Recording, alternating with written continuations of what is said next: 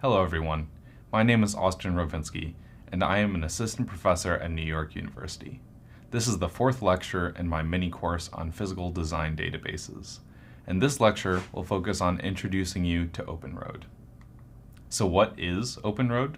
Well, to quote the OpenROAD repository directly, OpenROAD is the leading open source foundational application for semiconductor digital design. It delivers an autonomous, no human in the loop flow and 24-hour turnaround time from RTL to GDS, which is your source code to chip layout file.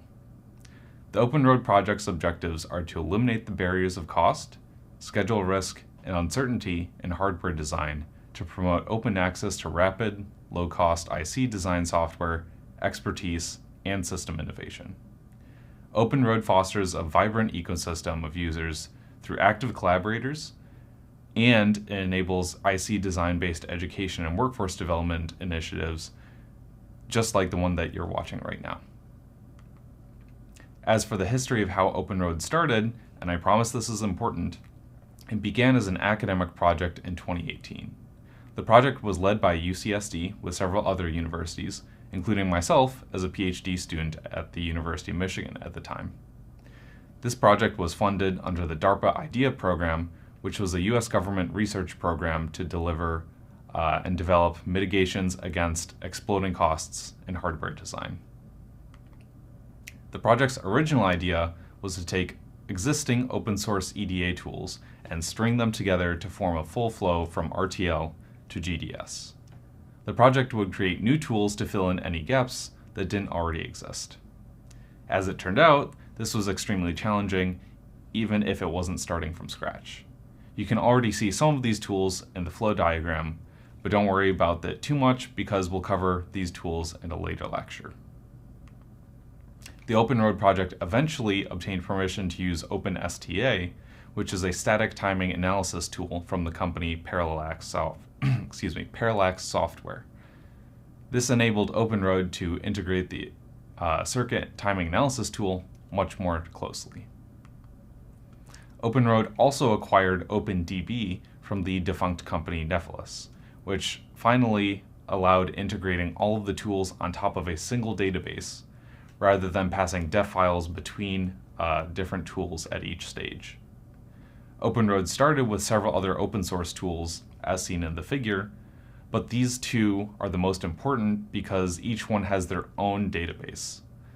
OpenSTA has an internal database that's used for timing analysis, whereas OpenDB is used mostly for physical design.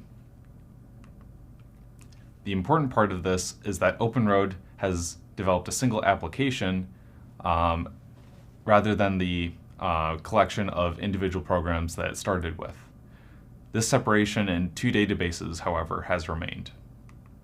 Essentially, OpenSTA is responsible for reading Verilog and Liberty files, whereas OpenDB is responsible for reading LEF and DEF files.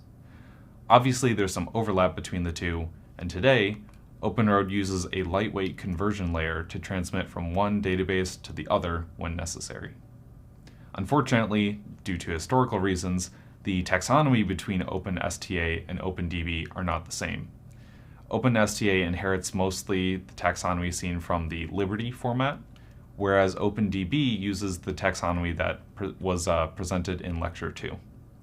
This mini-course will focus mostly on OpenDB and the OpenROAD interface, but there will be some coverage on how to interact with the OpenSTA database and how to use the conversion layer.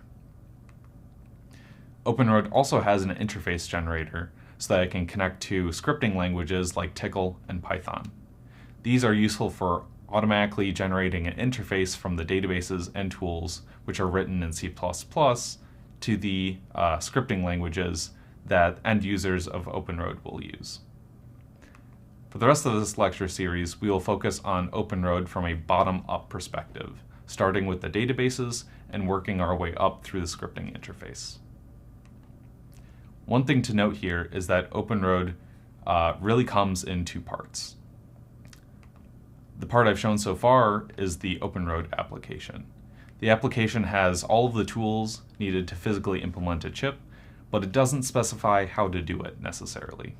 It's like if you were baking a cake and you had the list of ingredients, but not the baking instructions. That's where the chip design flow comes in. A design flow is a series of scripts which orchestrate the application. Like, there are many ways to bake a cake, but there's also many ways you can orchestrate the OpenROAD app to build a chip.